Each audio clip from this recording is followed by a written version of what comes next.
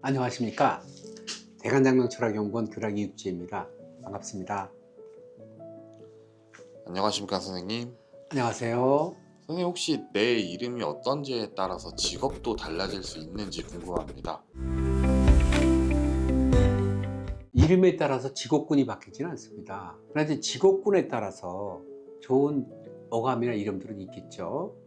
예를 들어서 전문직 직업군이 있죠. 그런 직업군이 운동선수 같은 그런 이름을 쓰게 되면 아무래도 능력 발휘가 좀 덜 되겠죠. 전문직도 사업 직종에 종사하는 경우가 많거든요. 그래도 이제 운동선수 같은 그런 이름이라고 하면 그렇죠, 밸런스가 안 맞으니까 고객층이 그렇죠, 바뀔 수가 있겠죠. 또 운동선수 같은 분이 예술가들이 쓰는 예능적 이름을 쓴다 하면 이름 나는데 조금 빛을 못 보겠죠. 그래서 이름 때문에 직업이 바뀌어지는 게 아니라 직업군에 따라서 이름의 어감을 조금 선별해 준다 하면 능력 발휘가 훨씬 더 될 수가 있다. 신생아 이름을 지을 때 보면 사실 직업군이 나오거든요. 1차적 직업군, 우선적으로 해야 될 직업군, 그 다음에 2차적 직업군, 1차적 직업군이 안 될 때 2차적 직업군으로 가게 되고 3차적 직업군까지 이렇게 직업군이 나오게 되는데, 그건 어떤 경우가 있냐면 부모님의 영향이 있습니다. 부모님의, 얘는 1차적 직업군을 타고나는데 부모님이 이혼을 합니다. 그럼 1차적 직업군은 못 가는 경우가 많습니다.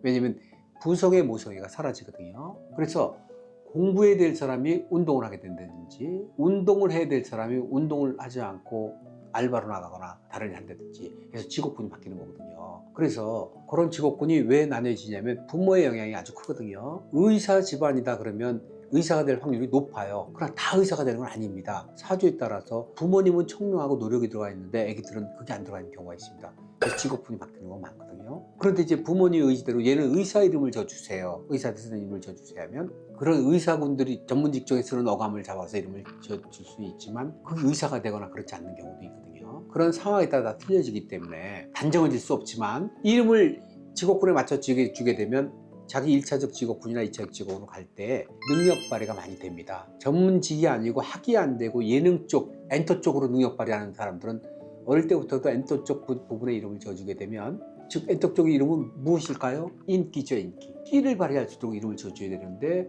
엔터 쪽 재능, 공부 학문적 재능을 놓고 엔터 쪽 재능이 있는데 이런 사주를 갖다가 모범생 이름을 지어주는 거예요. 모범생 이름을 지어주게 되면 그냥 끼와는 거리가 멀겠죠.